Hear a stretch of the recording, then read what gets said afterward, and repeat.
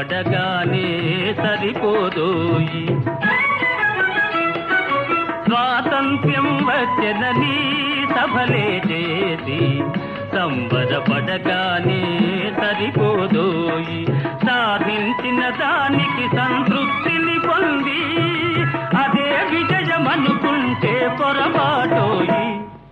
ఆగతోయి భారతీయుడా, కదలి సాగబోయి ప్రగతిదారుల